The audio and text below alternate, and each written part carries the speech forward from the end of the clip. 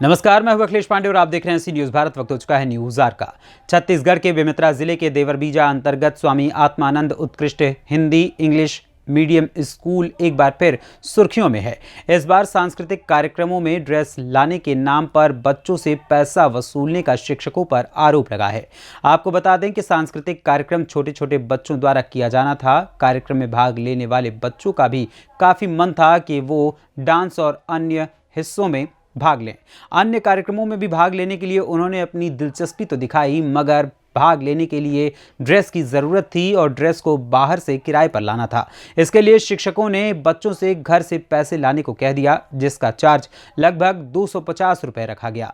वहीं English medium school की शिक्षिका मनीषा ठाकुर ने कहा कि हमारे ऊपर पैसे लेने का जो आरोप लगा है वो निराधार है, गलत है। पालक की सहमति से बच्चों ने खुद ही पैसे लाकर दिए हैं। ऐसी कोई बात नहीं है सर। सांस्कृतिक कार्यक्रम होने से पहले ही सभी बच्चों को बताया गया है कि आपके लिए ड्रेस मंगवाया जा रहा है बाहर से, उसका रेंट इतना इतना है। पहले सारे अभिभावकों को ये बताया गया है, उनकी सहमति ली गई है, उसके बाद ही ये कार्यक्रम हुआ है। और कुछ बच्चे ऐसे भी थे जो डांस में पार्ट लेना चाहते थे, लेकिन वो फीस देने में असहमत थे, तो उसका सारे टीचर्स ने मिल के कॉन्ट्रीब्यूशन करके उन बच्चों को पार्ट किया है। और रही बात ये सर कि फ़ीस ज़्यादा लिया गया है या सभी बच्चों से मंगाया गया है, तो कार्यक्रम में जितने लोग भाग लिए थे केवल उन्हीं बच्चों से ही रेंट का पैसा मंगाया गया था। और दूसरी बात, छोटे जो बच्चे थे जो अपने पेरेंट्स को क्लियरली नहीं बता पा रहे थे कि इतना रेंट है, या उन्हीं को लिखित दिया गया कि आप अपने बच्चों के हाथ में इतना पैसा भिजवाइए। और ऐसा कोई बात नहीं है कि सभी बच्चों से रेंट लिया गया है या कुछ, सभी पेरेंट्स को बताया गया है, उसके बाद ही रेंट से सामान मंगवा के कार्यक्रम करवाया। सर कोई बात नहीं है सर, आप बच्चों से पूछ सकते हैं, प्रिंसिपल सर का किसी टीचर्स का, बच्चों को सब कुछ बताया गया है। वो अपनी स्वेच्छा से पैसा ला के दिए हैं और इस बारे में सभी अभिभावकों को भी पता है और कोई ऐसी बात नहीं। देवरबीजा आत्मानंद स्कूल जब से खुला है एक विवादों के घेरे में है। पहले यहाँ बच्चों के एडमिशन के लिए पैसा लिया गया, अब वो एनुअल फंक्शन के लिए बच्चों से 250 रुपया लेने की बात हुआ है और ले भी रहे हैं। ऐसा लगता है कि जन भागीदारी जो समिति है उसमें से भी 60,000 रुपये निकाला गया है। हम भी इस स्कूल के जन भागीदारी समिति में थे, कभी भी कोई बच्चे से पैसा लिया नहीं गया है।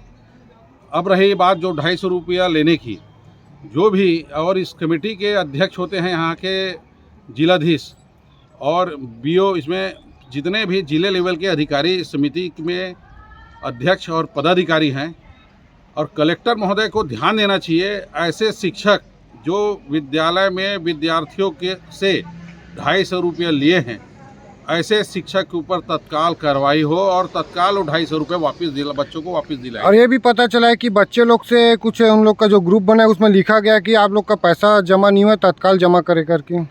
हाँ, मैं इस ग्रुप को देखा हूँ, ऐसी कई शिक्षकों के द्वारा यह मैसेज डाला गया है।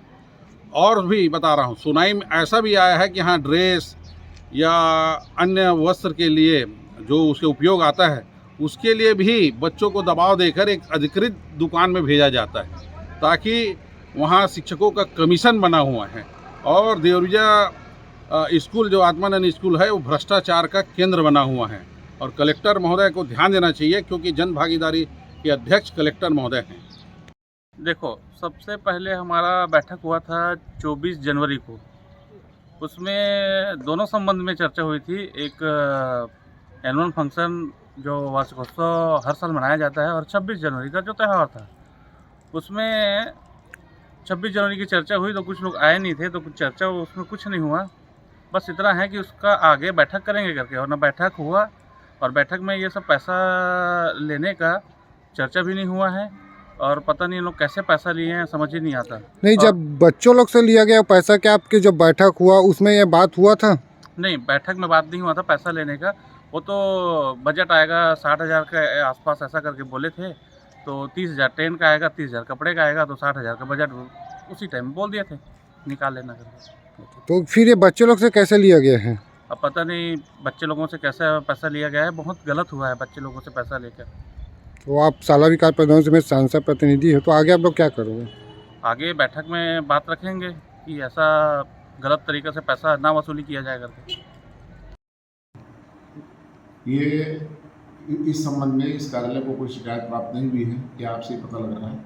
और वार्षिक उत्सव में वेशभूषा की व्यवस्था जो है प्रतिभागी लोग स्वयं करते हैं और कहीं किराए से लाके खरीद के करते हैं। इन ड्रेस वगैरह से विद्यालय प्रबंधन का कोई लेना देना नहीं। बेमेतरा छत्तीसगढ़ से सी न्यूज़ संवाददाता संजू जैन की रिपोर्ट। फिलहाल इस खबर में इतना ही। देश दुनिया की तमाम खबरों के लिए देखते रहें सी न्यूज़ भारत। हर खबर आपके साथ, आपके हाथ।